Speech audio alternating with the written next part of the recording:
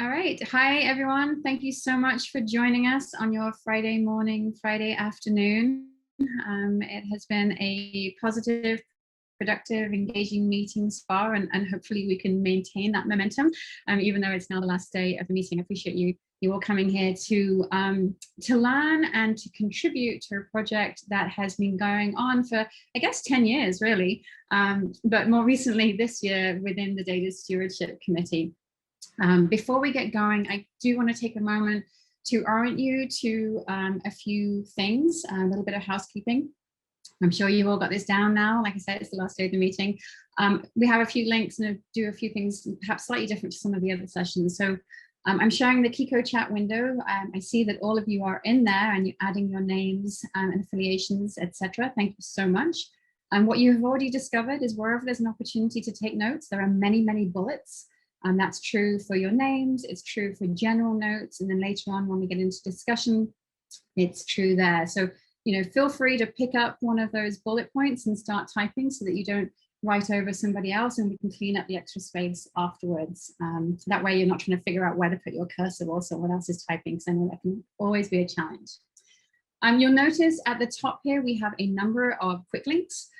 Some of these are bookmarks within the page. So as we scroll down within the notes document, you'll see that the agenda is there with a bookmark, resources with a bookmark. Sometimes we have a page break before kind of general note taking, and a page break before discussion. That's just so that the pages don't start bouncing around too much when you're typing. So those bookmarks will get you to those sections really quickly. And if you find yourself in the document somewhere at the bottom, at the footer of each page, we have those quick links as well, so that you can easily navigate within the document.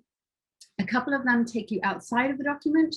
So for example, the Sched page and also the slides, which are at that resource, which we will be going through in a moment. So that's a quick overview of the Google Doc within Kiko. Of course, you can open it directly into the Google Doc here down at the bottom with this yellow-orange icon. And sometimes I find that easier just to work directly in the Google environment. But whichever is more comfortable with you, please go ahead and do that. So that's my first little bit of housekeeping. And then my second little bit is just recognition that A, you're being recorded, and B, that by participating in this session, you are adhering to the ESIP community participation guidelines, which I believe you should all be familiar with by this point, but you can, of course, find them there and information for being able to report anything that you feel is a violation or compromises those community guidelines. All right, so with that, again, thank you all so much. We have 25 people in the room now. It's going to be fantastic. I'm going to move over to the slides. These slides are laid out in the agenda that we have in the Kiko Chat Google Drive document. It's a little bit more challenging once I go into presentation mode for me to flip between the two, but trust, if you're following along in the document, then you are following along in the slides and vice versa. At some points, we will kind of leave the slide environment to go into the Google Docs for collaborative note taking.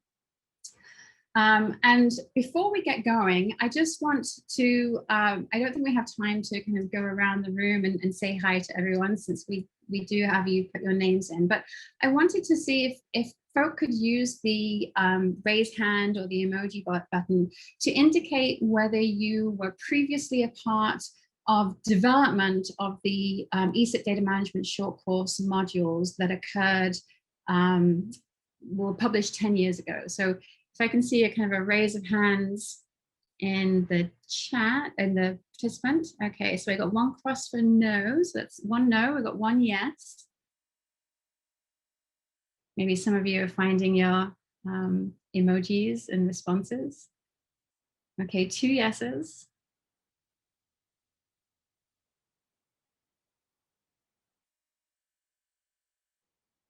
Okay. All right, so it doesn't seem like we have a lot of people that are were previously involved in the short course materials. I'm going to clear all of that. And then can I ask you to pop up a green check mark if you are familiar with them, if you know what the ESIP data management modules are?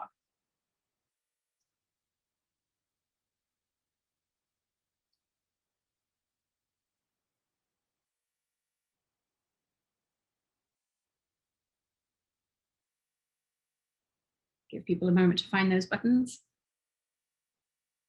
A couple of no's, a number of yeses.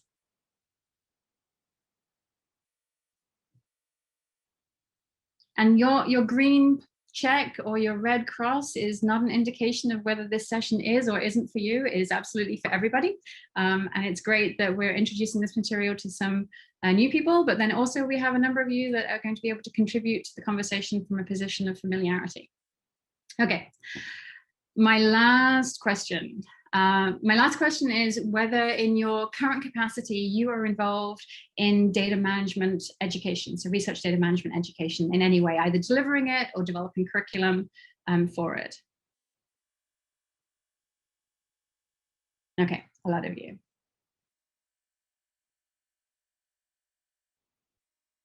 Great. All right. That really helps Nancy and I in thinking about how we talk about some of these things during the session today. So thanks so much. I appreciate that. Okay, so as you saw from the agenda, what we want to do today is basically introduce to you a project that is focused on taking the next step in innovating the data management short course for scientists. And so over the agenda, we've already done the kind of welcome and reminders. I'm going to give a really brief introduction to the short course module review project, and then pass over to Nancy, who's going to talk in much more detail about the goals for the project that we're undertaking. We're also going to talk about the review process and the recruitment of reviewers. And spoiler alert, you will be tapped up probably for being a reviewer for these modules. And then talk about how we are going to use that feedback to plan for a second phase of this project. There's going to be a lot of presentation in terms of kind of getting people on the same page in terms of what we're talking about. We are going to take breaks for discussion and for opportunity for you to help us in the process. And we do encourage you to unmic at any point or pop questions or discussions into the chat. And so while I am presenting, Nancy's going to be monitoring the chat, and she'll interrupt me with any questions or topics that come up, and vice versa. But please do feel free to unmic. And we have 30 people. I don't think that that's too large a group in terms of being able to do that. And as I mentioned, most of us are now pretty familiar with this environment and are comfortable kind of remuting afterwards. So please do go ahead and feel free to do that. Okay, so the short course module review project. Back in 2012, there were a set of 35 modules that were developed. Nancy and Ruth, who are both on the call right now, were leading this project and heavily involved in this project. And a lot of the Data Stewardship Committee were also involved in the project. And the format of these short course materials was along the lines of a Khan Academy format. That is, that they were short and intended to be engaging, dynamic short pieces that you could learn a lot of information without, a really long, extensive lecture format. And as a consequence, these were designed to be between 5 and 14 minutes long. I'm not sure if that was the parameters that were set, but that's how long they ended up being. If you take a look at the modules, most of them are averaging around 9 minutes, but they range between 5 and 14 minutes long. And so each module had a lead author and a number of contributing authors, and there was a PowerPoint slide available to you. And if you go to the Kiko chat or the Drive document, you will see a link for resources, and you can access these from there. They're in the Data Management Training Clearinghouse. They're also on the ESIP wiki. And so you can take a look at each of them. And so for each of the 35 modules, there is a PowerPoint with embedded notes so that you can download that. You can revise the PowerPoints should you wish to.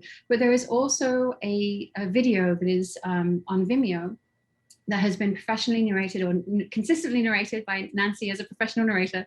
And they can be played as a single inclusive unit. And so that's the form that the short course materials took. I wasn't involved in 2012. So when I pass over to Nancy in a moment. She can give you a little bit more background, but it was an extensive process to be able to develop these materials. And I believe there were a number of other modules that were identified as potentials that didn't get developed at that point in time. It was a significant effort and a significant investment of ESIP resources, both in terms of financial resources to fund the narration, the design, and the development, but also in terms of personnel resources. A lot of people contributed, a lot of people gave their time, and it was a big lift to be able to generate these.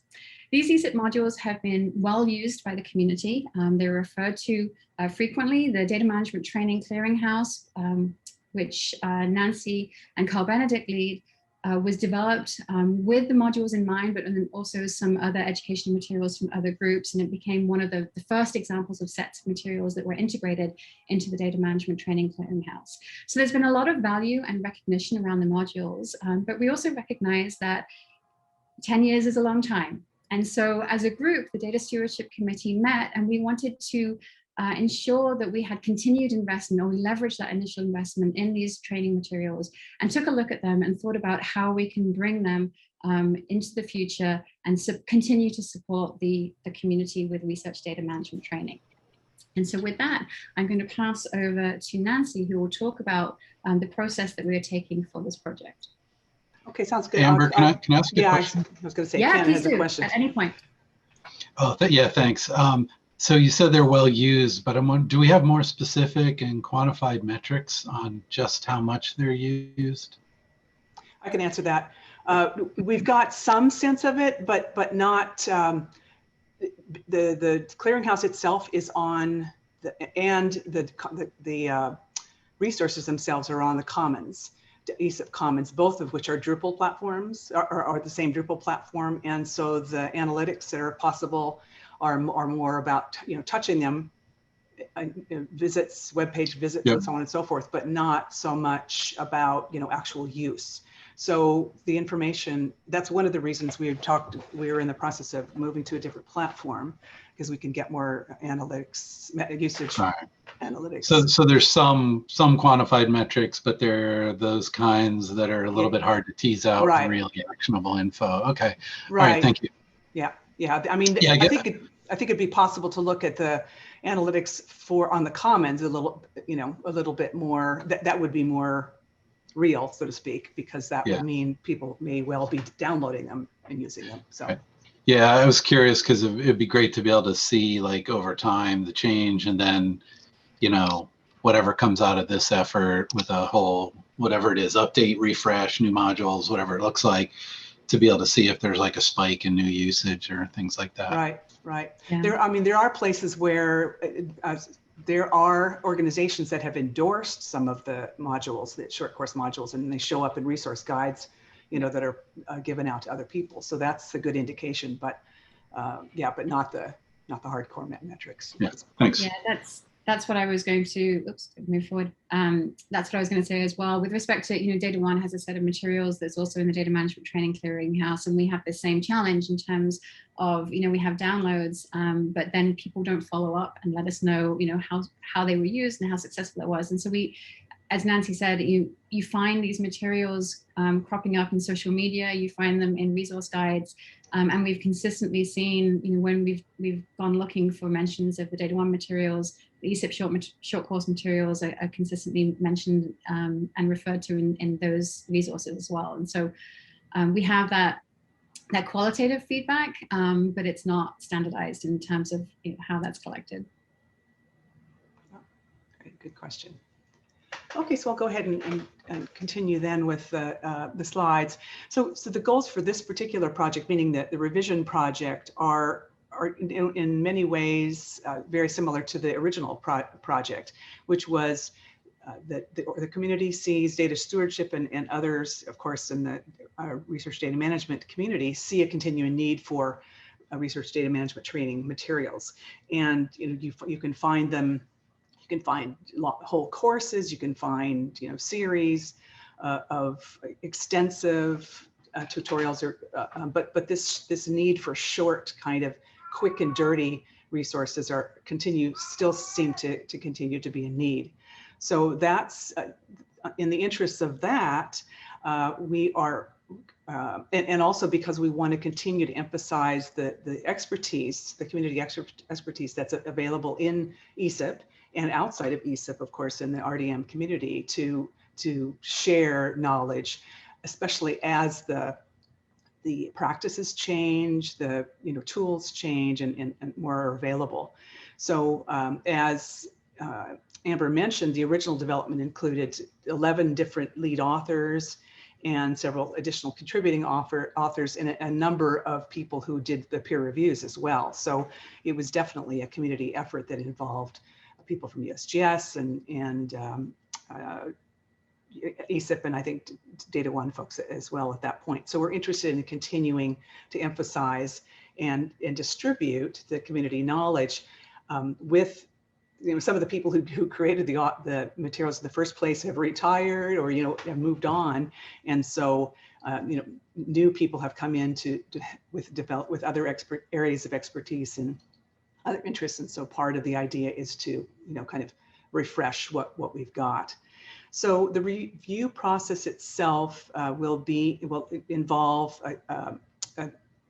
a community review, and we'll talk about that in a lot more detail. What I wanted to do was just to tell you a little bit about what the criteria are for review that will show up on a short course module review form that you see on the right side there of this image, and then a link to the materials themselves that are on the repository, the ESIP Commons repository on Drupal at this point.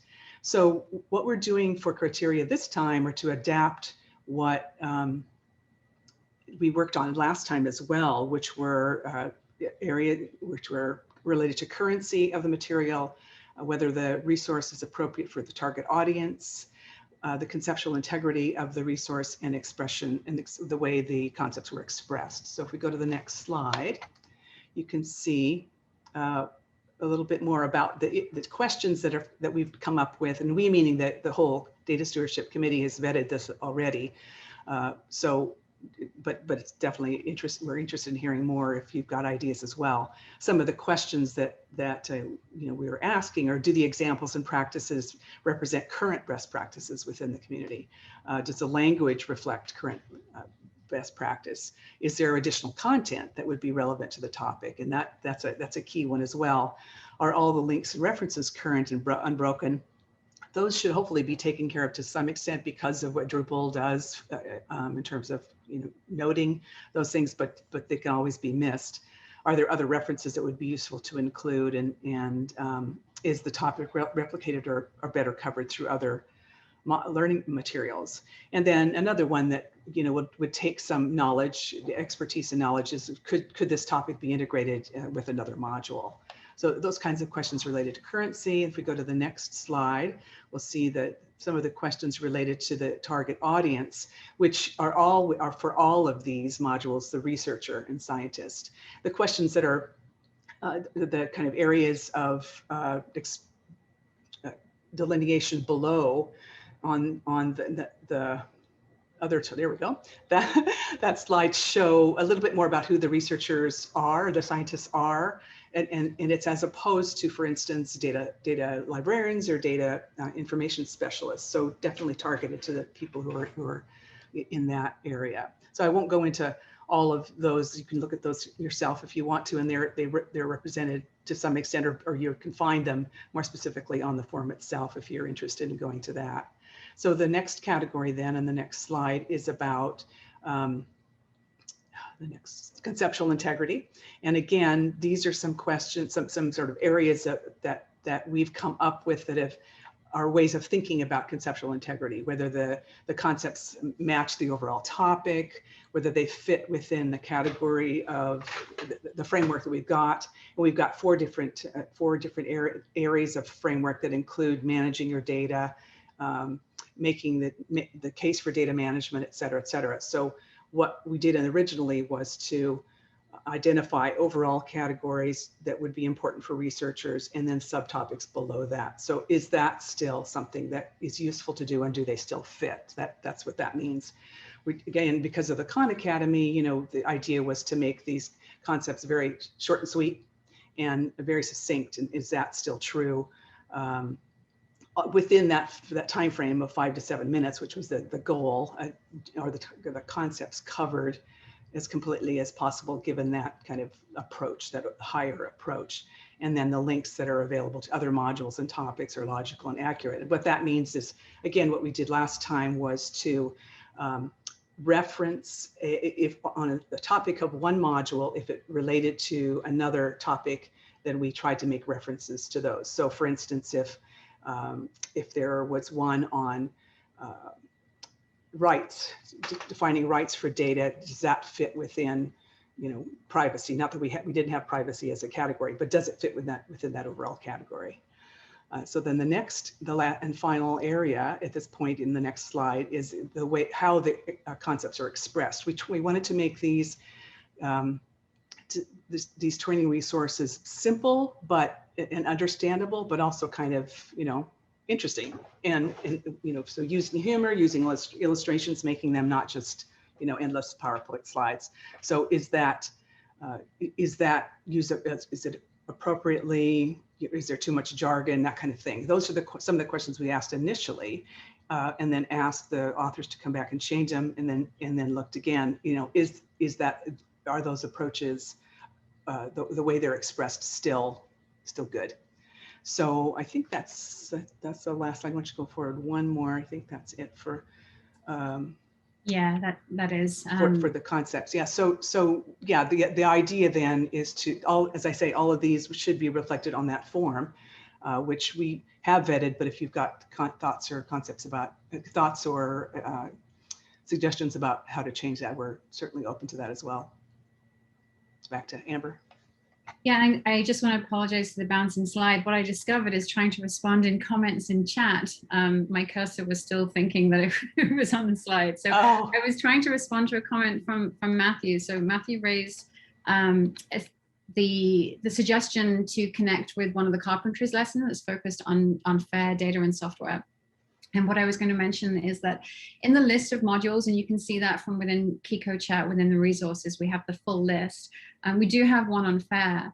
But you're right, absolutely. We recognize that there are lessons and materials that exist in the community and that are part of curricula that have been published by other organizations outside of ESIP.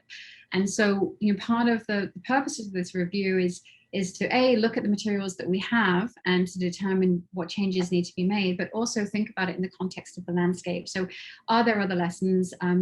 Is there a need? Is there a unique need for ESIP to have this lesson, or would it be better to focus efforts on some of the other materials, recognizing that other organizations have comprehensive lessons, or indeed within ESIP, perhaps the landscape has changed, so some of these questions aren't so high profile now, or perhaps we can collate materials as well. So absolutely, I recognize that FAIR data software, and I actually can't recall, Nancy, whether FAIR is exactly the topic of FAIR within. No, this was definitely pre-FAIR, so not expressed as FAIR per se. Yeah. Yeah, and so I think we do within the review form, and I don't have it up here. Have question about suggestions for additional modules as well. So the creation of new modules. And so that might be something that we need to consider putting out to the broader community, because within the review process, people are going to be focused on the one module that they are looking at and not necessarily on the full collection. And so that question of what's missing wouldn't necessarily be addressed by a single individual at that point in time. But we'll definitely carry that suggestion over, Matt, to if you do, that's great, but we'll keep it as a suggestion at any rate. Yeah, and please do feel free to write this into the general notes section, which I'm not displaying right now, but that would be valuable. We will obviously copy the chat as well. Okay, so any other questions about the reviewer in terms of the methodology? Okay, so Mickey, you feel free to unmic. And that would be a question for Nancy, because I don't know the answer to that. Hey, everyone. I did have a question regarding the modules. I didn't know if any one of the modules actually covered preservation or archive of the scientific data. There, Matt Mayernick has a couple of modules that talk about. He doesn't talk about it necessarily in terms of preservation. I think he uses the term archiving, but also protecting. And Ruth may remember this as well. Protecting the electronic record, and has an example from the data from the Arctic. So there are a couple there that are covered, and then I think those two at least, and there may be others. I can't remember all the topics. There they are. They're good. Okay, so, good. Yeah, I think many times people get to they're like publishing the data, and the data is available via data release or somewhere on the web. So the archive and preservation sometimes falls off the table. Right. Yeah. Good point. Yeah. Thank you. Yeah. So there's looking at here that these 4 lines, preserving scientific record, and so I think one of the things I find interesting is this first one of those, establishing a relationship with archives, and so kind of building that relationship with the repository that's going to take your data early on to support the preservation of those data. Yeah, and then there's the other one, the case for data stewardship as well. Remember we did a lot of these, we wrote a lot of these in 2011, 10 and 11, not in 11 really, and published them in 12 and 13.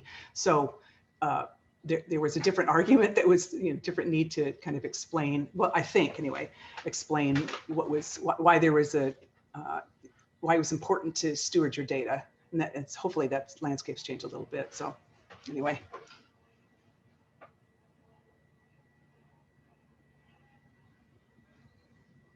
Great. Any other questions?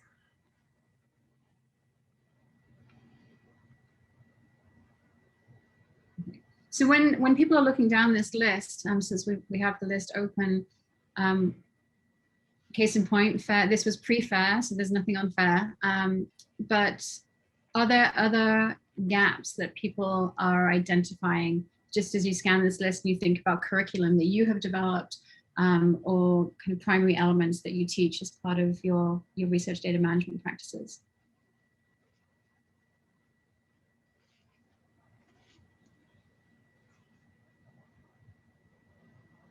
Minting DOIs. There is something like that in there, but it's again, the landscape has changed, so it's a good one. Yeah, no, I appreciate the list is a bit hard to read, so please do feel free. It's this one, the list of modules. That's this spreadsheet that I'm sharing. I'm doing it more for orienting everyone to what we're looking at, but you're probably better off looking at it by following the link yourself. One question about what might be missing from the list, but maybe it is in here, is licensing of data. Does that relate to rights? Yeah, Bob Downs covered a lot of that again in the rights, but again, whether it covers everything that's happened since then we'll need to review, but there's definitely something in there. Yeah, that's an important one. Great, and I can see a lot of these things coming in via chat. If you have extended thoughts or considerations, please do feel free to put them into the notes document.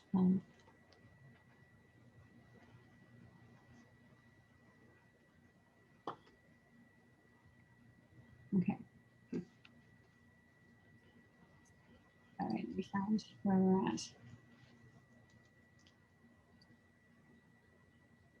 Okay. Oh, choosing a repository. I think we have that covered to some extent. And we have new resources on that as well. Right, we can find those, yeah. There is one on creating citation for your data, definitely. But I don't think it talks much about dynamic data sets. So that might be one to supplement it or to include in that revision. But thank you, Don, for that. And Ken, that's a good idea too. Making cloud, AI, ML, optimized data. When we figure this out, right? By September. Okay.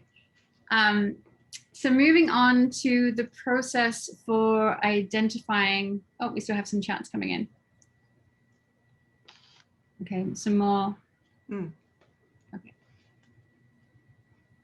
Don, do you want to turn on your mic? I know that you've put in a number of comments.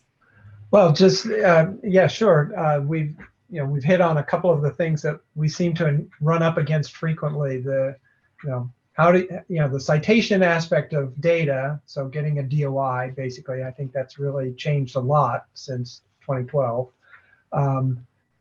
Licenses are more and more of an issue as different kinds of licenses have proliferated, and people are applying different licenses in different ways and not necessarily understanding the downstream ramifications of what those licenses mean. Mm-hmm. The other thing we haven't, that we encounter frequently, is what actually constitutes personally identifiable information. Because it's a lot more than just, mother's maiden name and social security number and your birthday. A lot of things can be PII, and we see more and more data that it's not direct PII like mother's maiden name. It's if you connect these three pieces of information, you can identify a specific individual. Mm-hmm. If you have this aerial photo of leaky septic systems, you can identify the owner of the one that's obviously got a problem, and that leads you to a specific individual, and that's considered PII. And so that's a really problematic, troublesome area that is, takes a lot of awareness to really sift through. Navigate, yeah. So, yeah, thank you. Thank you. And one which is country dependent. Mm-hmm. Well, there is that too. I'm focusing on what our country rules are as best I understand them anyway. Right, but I've been involved in public participation in scientific research projects with non-US participants. Right, absolutely.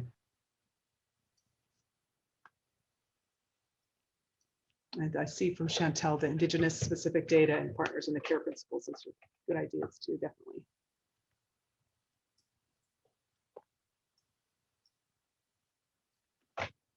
Okay, I started to move some of those across. I haven't captured them all, but we will make sure that whether they're in the chat or in the docs that we have them all. Thank you.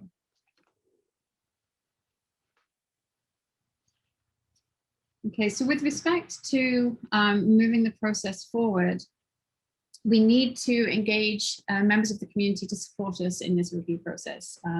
There are a lot of modules, there's a lot of content.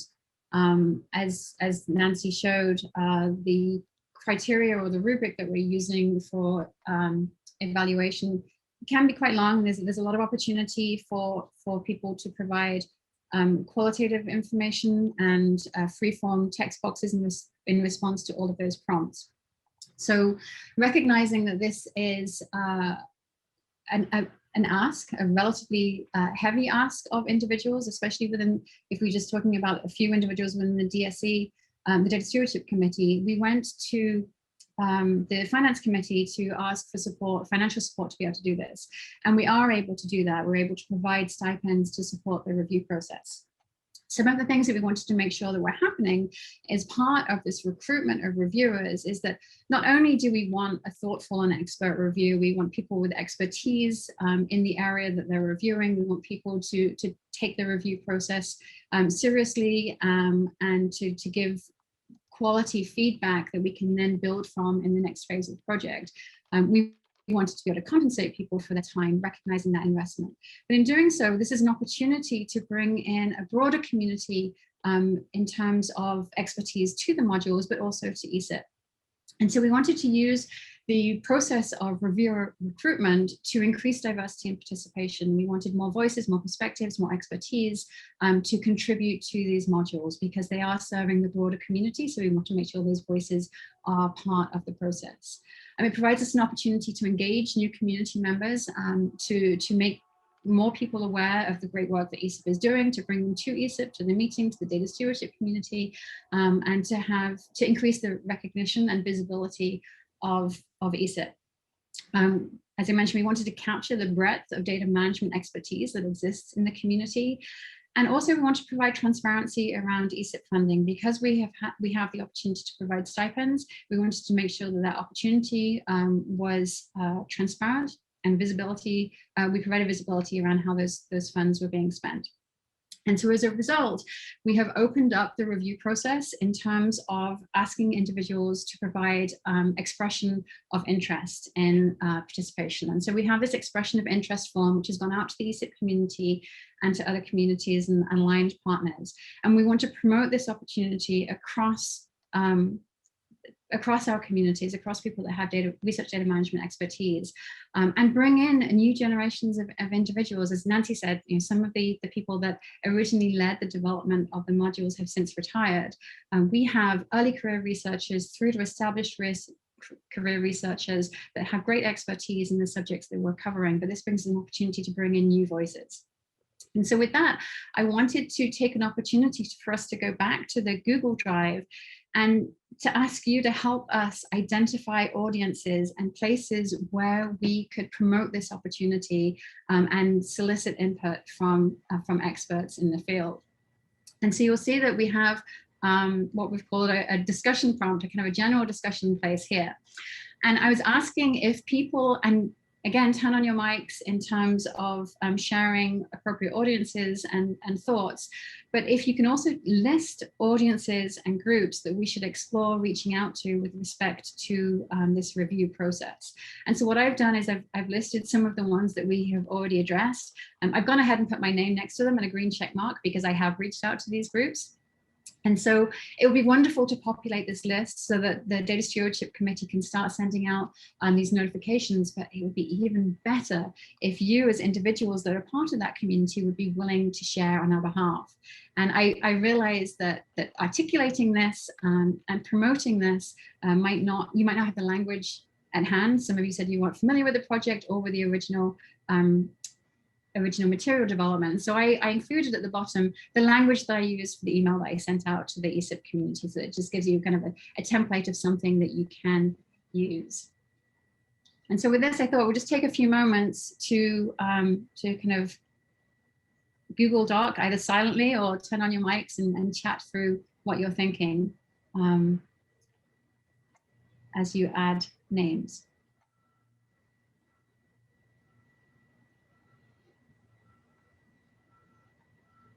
So Bruce, does that green check mark mean that you've already sent it? Yes, ma'am. Fantastic, thank you.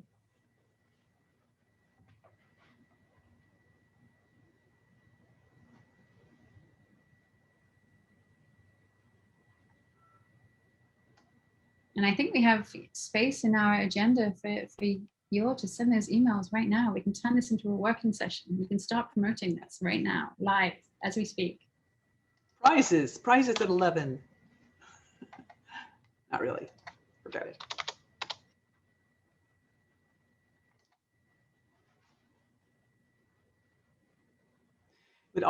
It would be especially helpful, I think, to get reviewers from different sort of subdomains of the geosciences, because that's definitely something that the feedback we've gotten from people who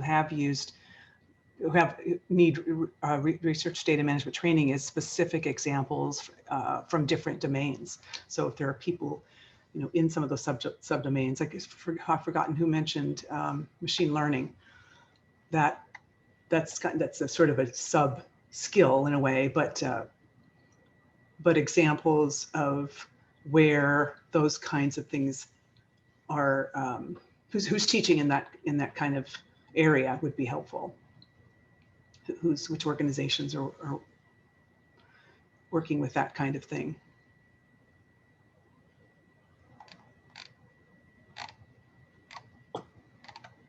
And I would also encourage those of you that are here right now to go ahead to the form that we have, that is that expression of interest form, and provide your information. If you are interested in being a reviewer, please do go ahead and fill out this form. I believe the link is here. Yes, expression of interest form. please do feel free to go ahead and add your name to the list. We'll talk about how we will process that information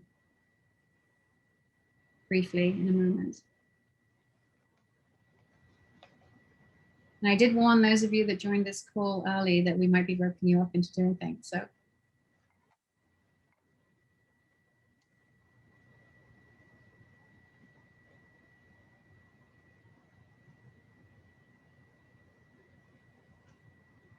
yeah, I'm going to give people a few more minutes. We've been warned. You have, Mickey. But I'm not making you put it into the Google Doc. There's anonymity. You can complete that form or sit there quietly, just having a sip of coffee, pretending you're completing the form, and then we'll move on in a moment.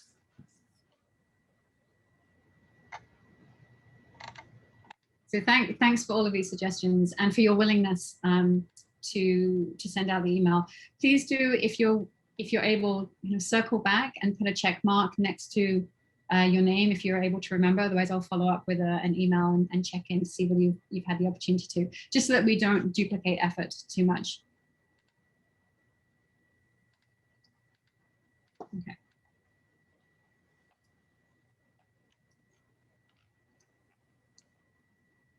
Okay, so we have started the process of identifying reviewers, and we've had some responses already. So you can see these here across those 35 different areas. We have an overlap in skill sets. We have some areas that are missing, and really this raises two questions that I wanted to discuss. The first is expertise required, and the second is in the case where we have many individuals identify that they have expertise in a certain area, how do we go about selecting those individuals? And so the first question, and this is where, as you're thinking about the communities that you might circulate this opportunity to, or you're responding to that Google form yourselves, I just wanted to highlight, and I know you can't see them very well, so I'll go through them, highlight the areas that thus far we haven't had expertise that has been identified. So some of the first areas are providing access to your data, so rights about data access, and then also handling sensitive data. And I know I wasn't following the chat at the time, but I know that the care principles came up and some sensitive data comments came up. It seems right now with the responses, and albeit few responses so far, that we don't have that expertise that has come forward. So that's certainly something that we need. Local management, local data management, advertising your data is another area. Backing up your data, which is surprising to me that as a group of people involved in research data management, we haven't thought of ourselves as being experts in actually backing up our data.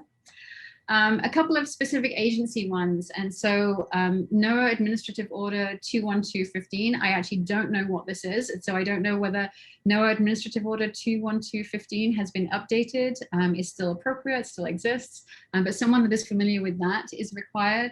And also NASA data management plans. So we have coverage of NSF data management plans, but not NASA. And then responsible data use, talking about data restrictions, and then local data management, talking about data formats.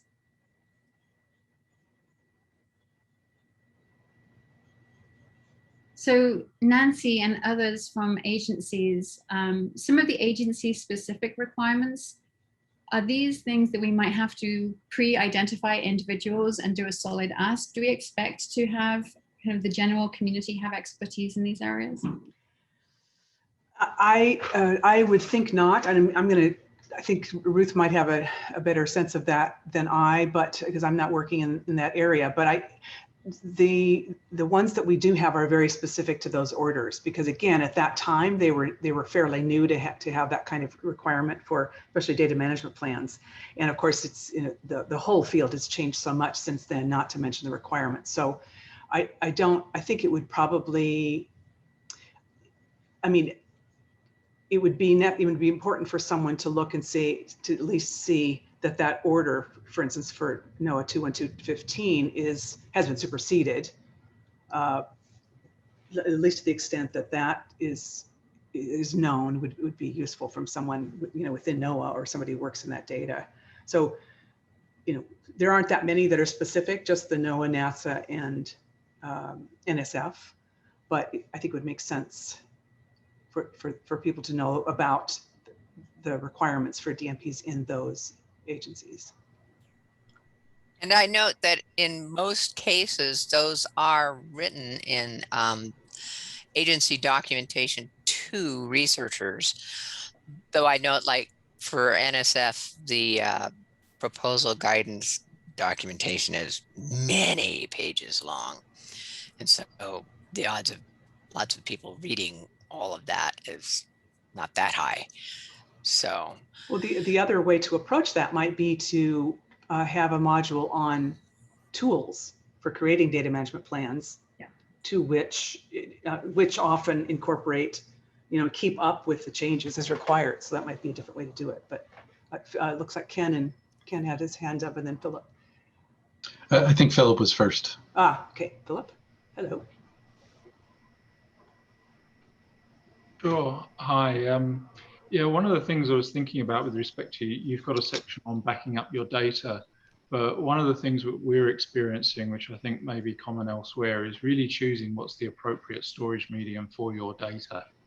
I'm acting at ASU as a HIPAA privacy officer, and we're discovering people who are putting data in all the wrong places that don't meet the requirements for that kind of a service. So I'd be happy to look at that module, but I think it needs to be more generic in terms of, what are your storage choices, and then how do you manage that storage effectively?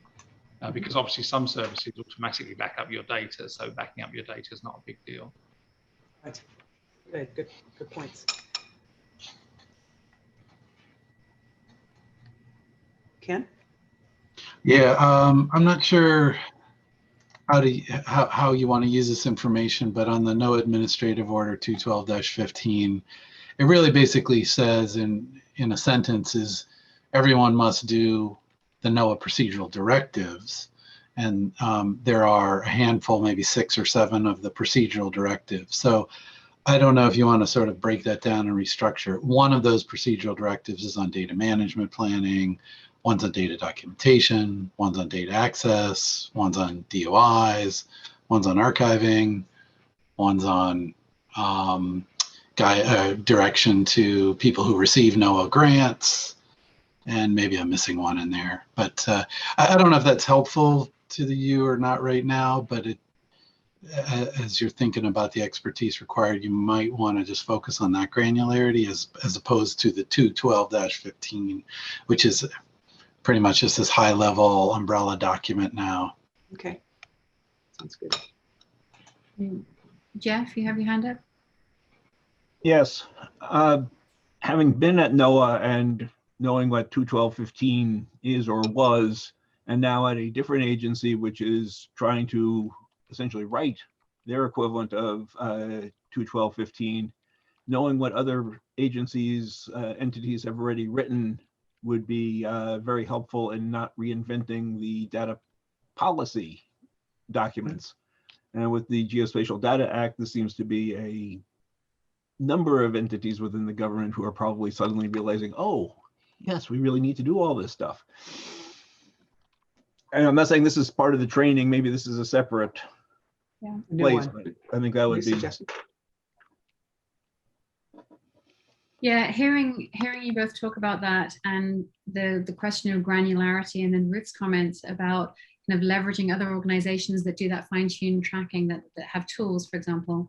NOAA, USGS, NSF, NASA are called out within the ESIP community because they're big organizations that contribute to the ESIP community. There are multiple other agencies as well that are making recommendations for data management and data policies. And so I wonder whether having materials at the agency level is the appropriate way to go, or whether, as maybe you weren't suggesting, but what I took away from what you were suggesting, Jeff, the idea of perhaps a module on compliance with federal agency guidelines, and we include NOAA, NASA, USGS, NSF, etc., but also others, and kind of build the importance of frameworks as part of the lesson, and and pointing out to those resources. So it's not a whole module specific to each of these. And similarly with the DMP, what I often do as part of the ESA, and I'm doing this year, is provide training on the DMP tool, because that has a community of data librarians that are constantly updating the templates for all of the different agencies and maintaining them. And so, as as Ruth had suggested, a tooling approach and a tooling lesson versus trying to, even within NSF, there are different guidelines for the different directorates and programs, etc. And so trying to have something that embraces everything. And we'll talk a little bit later about future-proofing, but maybe that is the way to go there, as a way to future-proof, but also to meet all community members' needs, regardless of where their funding is coming from. So we don't have to do a DMP for X, Y, and Z. Okay, so I think maybe Jeff and Ken's hands are still up from last time. If not, if it's a new question, then leave your hand up. But I'm going to move to Don and then circle back to you two if you haven't dropped your hand. Yeah, thanks. So I was chatting a little bit offline about this as well, and I think you've gone in a direction I was thinking as well, Amber, about do we consider these modules to be sort of like the 100 level classes for data management concepts, and then leave it up to the individual agencies or partners to sort of develop that next tier of their own modules that are specific to their agency or that specific to their university or whatever, so that we can all be starting from a common foundation.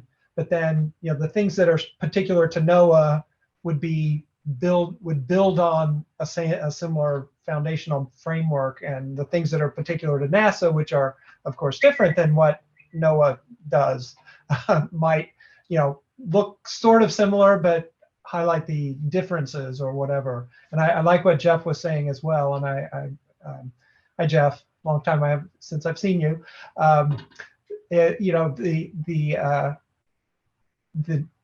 The common framework that we're all moving forward to, of the NOAA data strategy, which is a response to the Geospatial Act, and all these things that are coming down onto the federal agencies, at least.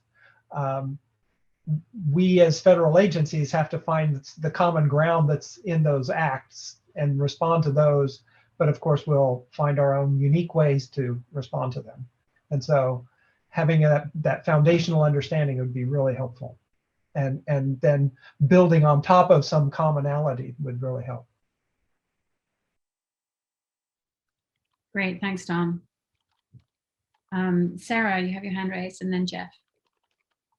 Yeah, I think I'm just going to concur with most of what everyone said. I think in reviewing the modules, you might want to consider the scope. The agency, NASA, NOAA might be too in the weeds, but a conceptual level, like building, a module on how to build an organizational data management program might be valid, with a couple examples within that module of NASA or USGS or NOAA as places to explore. Yeah, that's great. Thank you. And Jeff? I agree with both of my former colleagues also, and Ken also. But I'll admit, right now I am theoretically drafting essentially the procedural directive for metadata. And I would really love to be able to take something where I could just do a global replace of ocean with agricultural land and be halfway there. It's that kind of thing. So I'm not sure if this is as much of it's not a training module, but it's essentially a library of these kinds of documents. So this is Ruth talking about the history. We actually had originally planned to not just have basically training for researchers, but also materials for repositories and folks like that. And I think that's what you're asking for. And I vaguely remember a list of about 40 modules we thought were worth writing that never got written. Sorry. Well, I think at least the way we're looking at the Geospatial Data Act, there's 13 things that are being required in Section 759, and I'm embarrassed to say I even know that, or terrified that I have to know that. You know, there's 13 topics. So I guess what I'm suggesting is that perhaps there are, the original plan had merit. Yes. And while it's not part of this particular project, the data management committee might want to consider how to support those kinds of requests. Yeah. Yeah, absolutely. I think, you know, from what I'm hearing is we have these training modules, but then the idea of shared resources and leveraging community knowledge in terms of those resources. And I think that, you know, that really fits well within, you know, what ESIP is trying to support and what we do in the Data Stewardship Committee. And I wonder whether some of those topics, and I haven't looked at the list of things that didn't get created, but, you know, I'm hearing this need, Jeff, in this conversation, and maybe revisiting that list of topics and having a focused hour within a data stewardship committee meeting, and bringing people that have had either developed these documents or are very familiar with documents that exist at their organization, and kind of bring them together, and at least a starting point for understanding the landscape of connected or aligned resources would be helpful.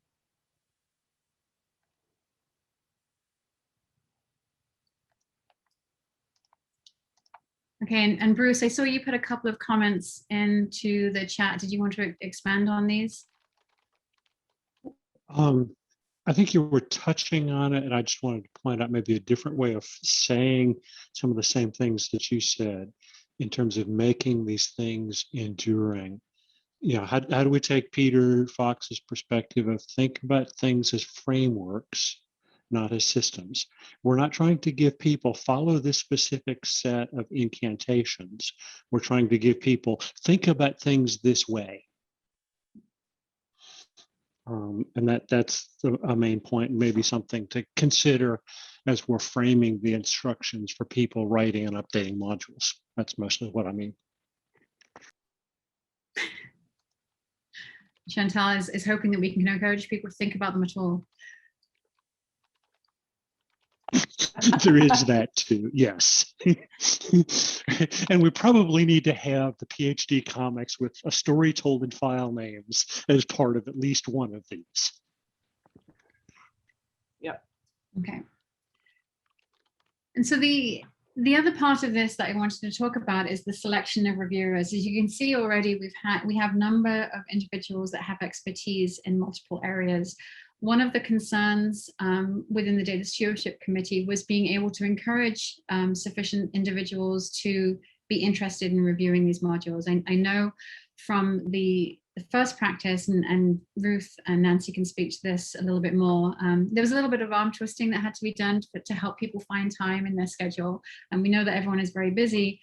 And also that we do a lot of this work for journal articles. And so reviewing an education module shouldn't be a heavy lift, but it can be. And so having this open call for reviewers introduces the potential for an overabundance, which is a good problem to have, but it also means that we have some consideration with respect to selection of reviewers. And that's something that is going to be happening at the level of what we're calling kind of an editorial group and with the Data Stewardship Committee. And some of the factors that relate to our rationale for having this more open are going to be considered. So obviously the area of expertise and their ability to evaluate the module, but then also about providing opportunity for multiple people to contribute to ESIP and to bring in expertise. So we might have someone that is expert across 20 of the 35 modules. But if we can share the love, share the opportunity, A, in terms of work effort, because we want to get this completed by the end of September, but B, in terms of being able to bring people into ESIP and to have community ownership, recognition, identification with the modules is one of our goals. And so with that, I'm going to pass over to Nancy, who's going to talk about what we're going to do with the feedback that we get from the reviewers. Sounds good. Yes. So What we're considering at this point is the process, that tentative process of analysis, making recommendations, the community vetting of those recommendations, and then a proposal, which I did put at the top line there. But essentially what we have at the moment is a small group meeting that's both editorial and kind of coordinating at this point, which is Amber, Ruth, Dora, and myself.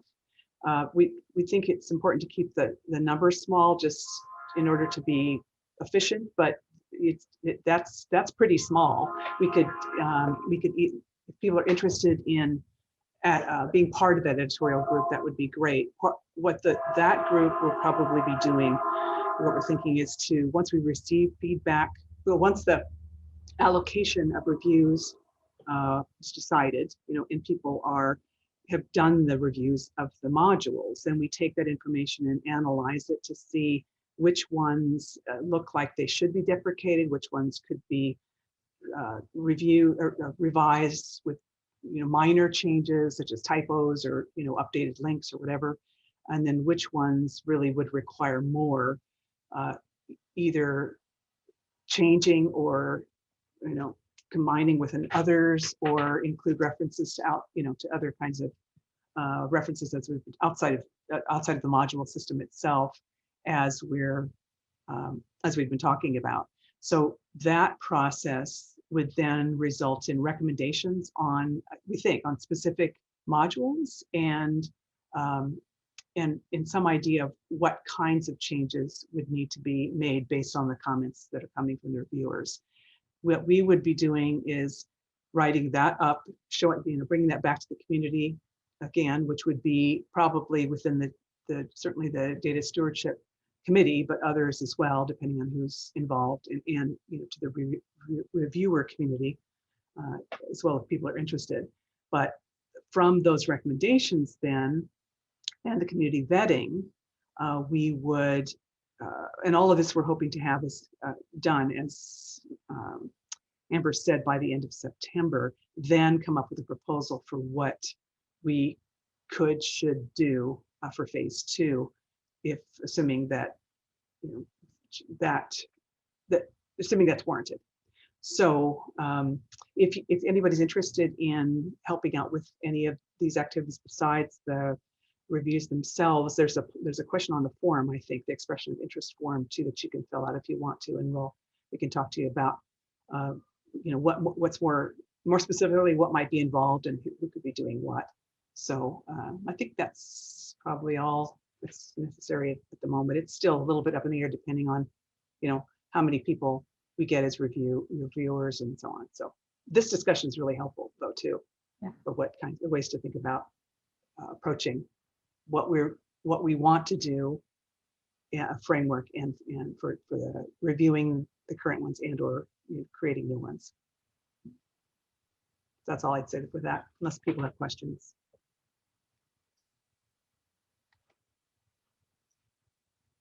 Okay. And so I wanted to talk a little bit about phase 2 that Nancy had mentioned. And so, as Nancy said, the review and the editorial determination, essentially we have kind of 4 categories, and I put one in parentheses, and I tried to make them all start with R, so there we go. So retain, so basically the module is good to go, not a lot of changes need to be made. Refresh, the idea of small changes, typos, new resources, new links, maybe an extra slide, etc. Revise, so you might think of that as kind of a minor revision. Revise is this concept of a more significant revision. The option of retiring the module, recognizing that we've moved on as a community and the bulk of what's there isn't necessary, and perhaps some of the pieces, the pertinent pieces, can be put into other modules. And then this option of revisit. If you take a look at the form, once we get to the review stage, there's also the question of any other considerations, any other factors. And this is what we were talking earlier about, the idea that maybe there's another module that exists in the community, or maybe this one can be combined with something else. And so this kind of revisit is like I said, trying to capture with R this kind of catch-all for everything else that we might choose to do with the module. And obviously, depending on how things play out, that will significantly influence how we approach phase 2. So for example, if everything is retained as is, then we don't really have much to do. We know that's not going to be the case. But there's a big difference between major revision and the revisit, which is, perhaps a new module needs to be created, and, all 35 just needing a minor refresh. And so with phase 2, we will be going back to the finance committee to ask for support for the editorial process. So phase 1 is the review process, and then phase 2 is the kind of editorial and new module creation process.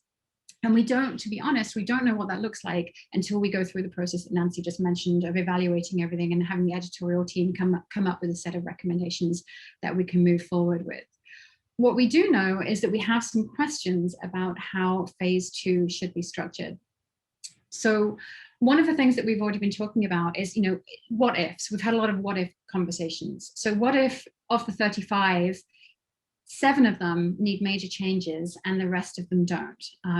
So we have this question of, do we resolve things on an individual level versus the whole curricula, the whole set? If all 35 of them need changing, then effectively we are revising the whole set. But if only some of them need changing, then we're going to have a difference in terms of the look, the feel, the style, which has branding considerations. So for example, as I mentioned, currently all of the modules have the same PowerPoint theme template, they have the same kind of style, and they have been transferred into Vimeo with the same narration. As soon as we have a new individual narrate, then we have a situation where we have one different voice and 34 Nancys, or we have 10 different voices and 24 Nancys.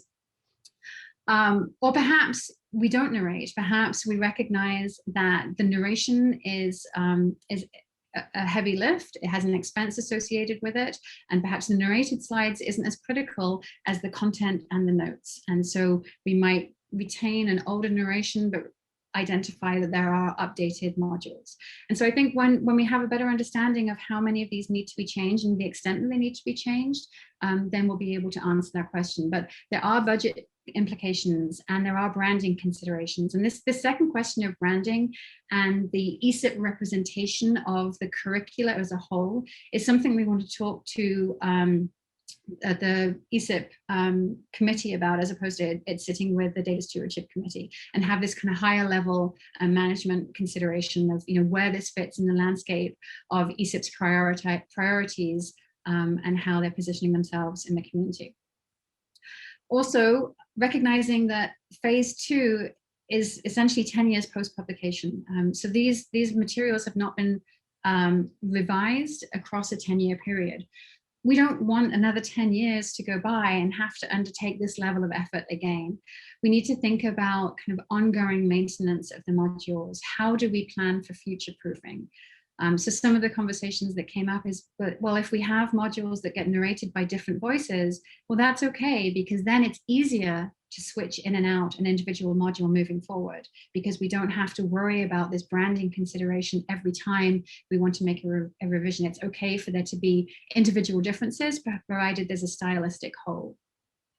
And so what I wanted to talk about, and we have 20 minutes left of this session, is really some of these bigger questions. Where are we going with these modules? How do we plan for edits and revisions to make it more of a community initiative, to engage the community, to have it more of a continuous process, and for us not to have these kind of periodic review points, because as I mentioned, they take time and resources, but also they don't align with changes that are happening in the community. We want to be more responsive to new policies, new activity, new initiatives that are happening, and new best practices. And so how can we be more responsive and future-proof these modules moving forward? Because this phase 2 is an opportunity to set that direction for the ongoing maintenance of the resources. And so with that, I wanted to have a conversation about that, but then also open the floor to any other questions or comments that have come up.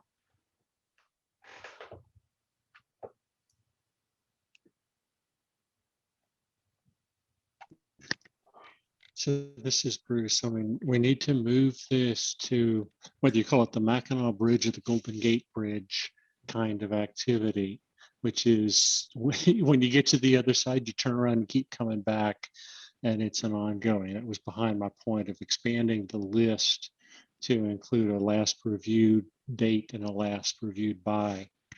person so that we're tracking that information and making that appropriately visible to the community.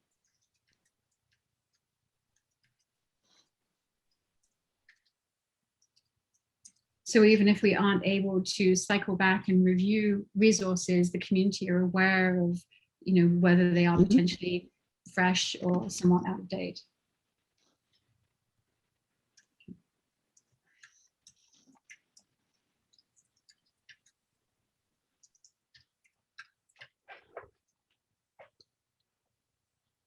And Don, I think I like the idea, I'm sorry, I stepped on you, of moving to something where there are multiple voices.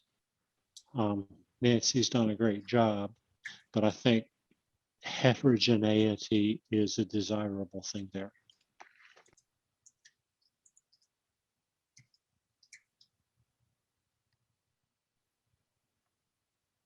Don, you had your hand raised. Yeah, is part of the future-proofing consideration what kind of platform we're using to present the information, because that's a really tricky thing to try to predict. Is there, are there issues that we might uncover with how things are being done right now in the modules we have?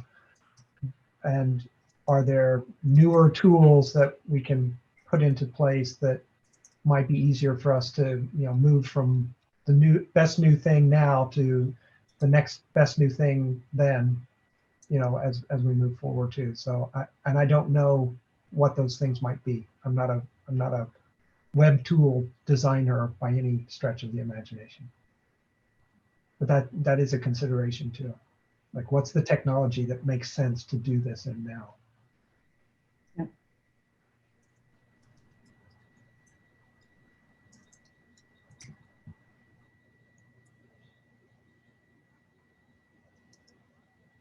So can I ask, of those of you that have used these modules, either for self-learning or for instruction, or have used similar modules or similar content from other organizations that might be on different platforms, as Don was just mentioning, do you feel that the narrated video, because that's one of the more time-consuming parts of the process of development or revision, is that a significant value add? Do you use that type of content, or do you use it in a way that is less of a priority?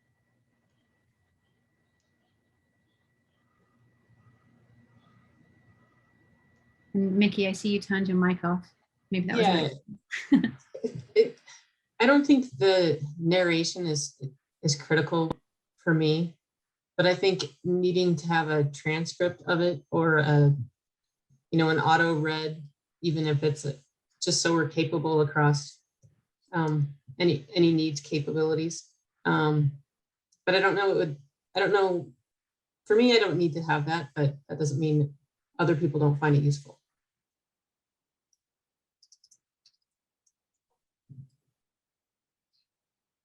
Carl, you have your hand raised? Sure. Yeah, I think actually, thinking about the narration in particular, is that does provide a potentially high barrier to incremental revision. If the end product, the end usable product, or the end intended product is the narrated version, then being able to make minor updates to the content reflecting, regulatory changes, the emergence of new principles, fixing, or updating images, those sorts of things. If you lose track with the narration, you may not be able to make them very efficiently, and that comes back to the other idea I was having in terms of potentially managing them in a system, sort of like the Data One learning modules that moved towards the late in that project into the GitHub environment, and the ability to render those learning modules in a variety of formats that allowed on the back end for that potentially, and I say potentially because I think, Amber, as we've talked about this before, that an opportunity hasn't necessarily been realized in terms of developing a community of contributors around those modules. But it does provide back to sort of the previous comment about what tools might be useful for managing and creating and ultimately sort of versioning these modules. You'd have some infrastructure on the back end to make that a little more straightforward. Hi, this is Ruth. I just wanted to say that the technology around, putting a voiceover on a presentation like these modules have been, has gotten so much better that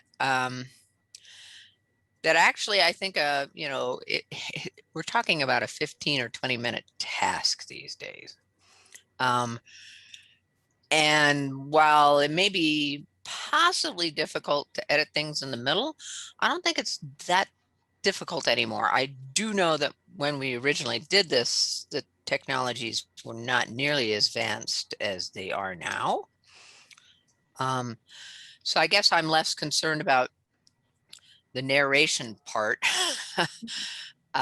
because it's now trivial to do. I mean, I think every single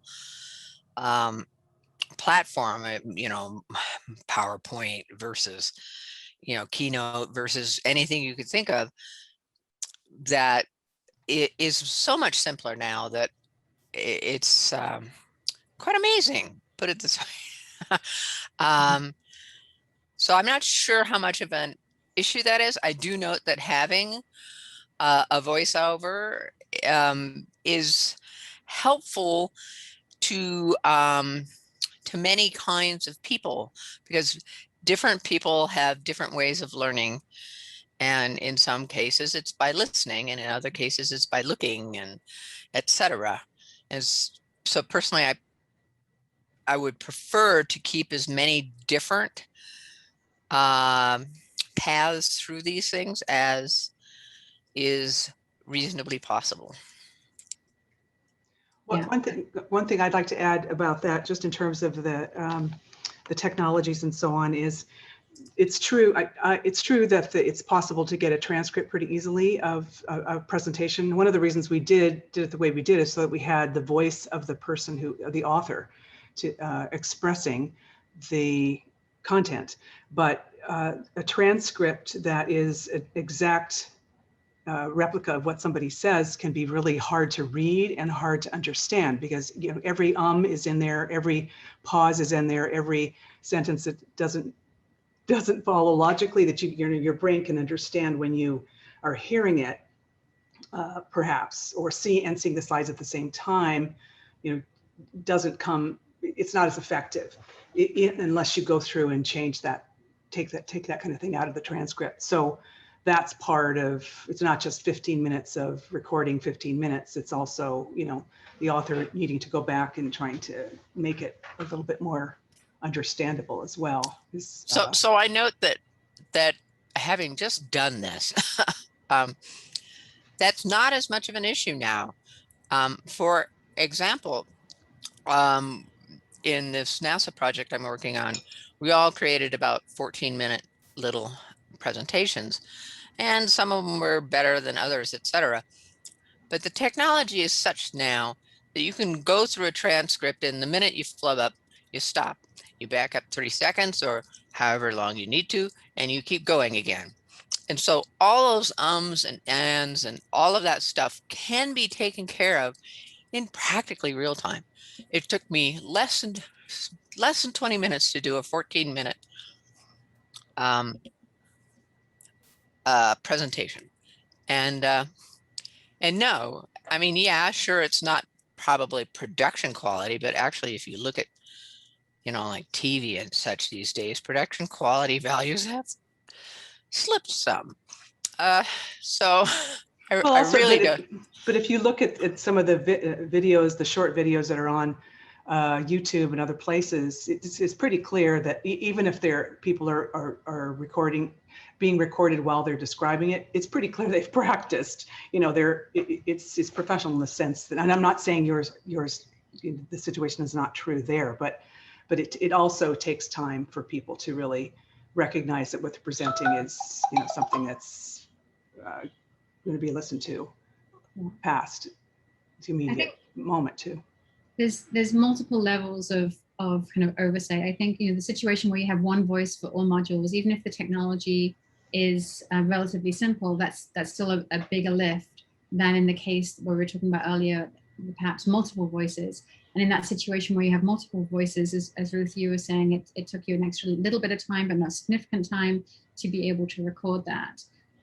That's kind of perhaps an in-between that where we can have the narration in an efficient way. Nancy's point to that is that, you know, there is some prep that is required of the individual author to be able to do that, even if it is more efficient.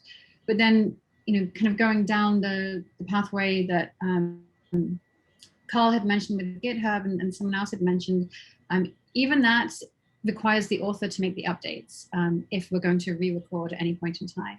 And so as easy as technology might be, unless it's fully automated and there's a really good artificial voice out there, any update that is made by the community is going to require a re-recording. And so it's where we want to sit on that scale and what is important to us. You know, do we want to have potentially the burden of having to re-record, but also the oversight of that kind of level of control?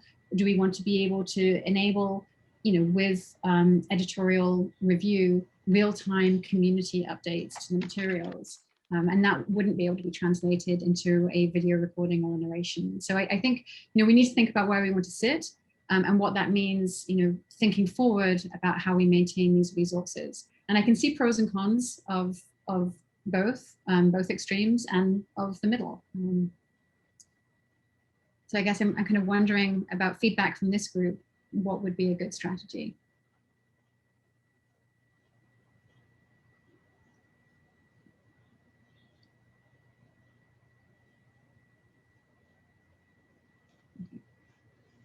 Well, these, as I said, these are going to be questions that are going to come up, especially after we have the review process complete and we have a much clearer understanding of the shape of the materials and what needs to be done with the materials moving forward. And you know, that will certainly influence some of the decisions, especially around resource allocation, when we understand how much work needs to be done. So I wanted to, in the last few minutes, ask if there were any other questions, suggestions, or thoughts that came up. We absolutely invite you to participate in Data Stewardship Committee meetings where these conversations will be ongoing. We'd love to have your contributions there. But if that doesn't look like it's viable for you, please, let's use these last 5 minutes for any other feedback that you think we should make sure to be including as part of this research activity, part of this project.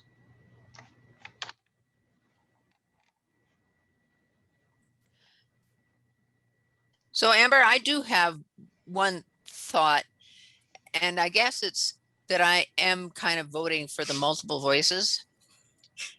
And I don't know about GitHub. And the only reason why I say that is that many of the people that I deal with find GitHub a heavy lift just because it's GitHub. Yeah, I don't know why, but anyway, that's the way it is. But I think if you have the transcripts and if somebody, you know, even if it's a minor change, I think a re-recording from that person, including their change, is not that heavy a lift. And so I guess I'm veering on the, let's make it totally heterogeneous, but as simple as possible for people to re-record. Okay. Simple and heterogeneous is what I'm taking down in the notes. Yep, pretty much. Matthew. Yeah, I just had a random thought about this in the fact that another approach could be to keep the PowerPoints, keep the static material available on the web. but then as people are using them and as people are presenting them, get them to keep their recordings and share those with that material. So if for example, in 3 weeks, I'm going to give an Ocean Hack Week 45-minute lecture on data management, and I'm going to use some of the materials here, but that's going to be a different spin on some of the content that might be in here. So you could get a list of, these are kind of the different ways that this material has been presented to different communities. And so you wouldn't necessarily need to be managing all of the videos and the audio and all of that stuff. You would let kind of the community share how they've been educating everybody else on it. Yeah. That's, I mean, that ties in with what Carl was mentioning about GitHub. So one of the things that we did with the Data One modules is we moved them over to GitHub. For many of these reasons, the idea that people were using them and we didn't know that they were using them, but if they used them by forking them from GitHub, then we had that trace and we could see how they were used. We can see the changes that were made. They're taking content for one community and applying it to kind of another domain and making those, someone talked about removing ocean and putting an atmosphere or whatever changes they made. You can see that, and other visitors to the resource in GitHub can see that. Absolutely, Ruth's point about people not being comfortable in the GitHub environment was true for us when we made the move to GitHub. And so we made them available in the static version that you talked about, and also HTML-based slides, so that people didn't even need to know that they were in GitHub and could present directly from there. But as Carl mentioned, kind of building community and encourage them to push changes back and engage with the material is a significant effort. But I do like the idea that the community use of the resource is made visible. And I think that this conversation that we had about tools and the platform that we're using to present this material would certainly be important in that consideration if we're thinking about publishing. Because, if XYZ take the materials and they use them and they put them on their lab page as a link, like keeping track of all of those objects would be challenging. So having a framework to be able to integrate that information from the community, I think would be really important.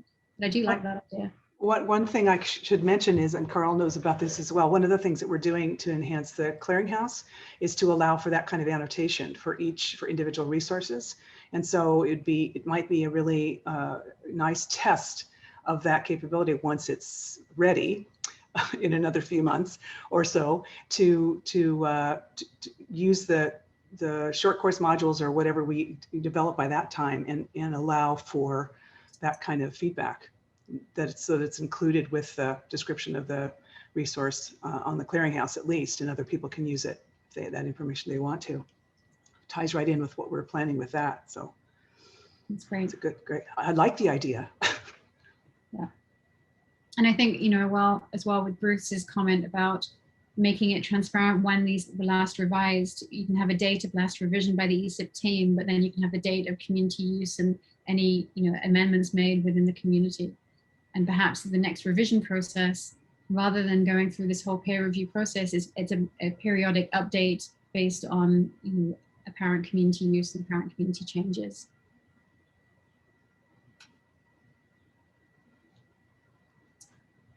All right, well, thank you all so very, very much. I'm going to shamelessly put in this plug for participating in the Data Stewardship Committee. I think it was Jeff that talked about the need for materials. And so, I will take that back and we can talk about how we can bring communities together to work on projects such as that, have a dedicated Data Stewardship Committee for, we do a lot of different activities within the Data Stewardship Committee. We have a number of affiliated clusters and projects that report out or share or engage the Data Stewardship Committee in those processes. So this project is a high-level project that we've all been working on, but there are many other things that are happening and discussed as part of the committee. So I do encourage you to join us. And with that, I want to thank everybody and hope you have a wonderful afternoon.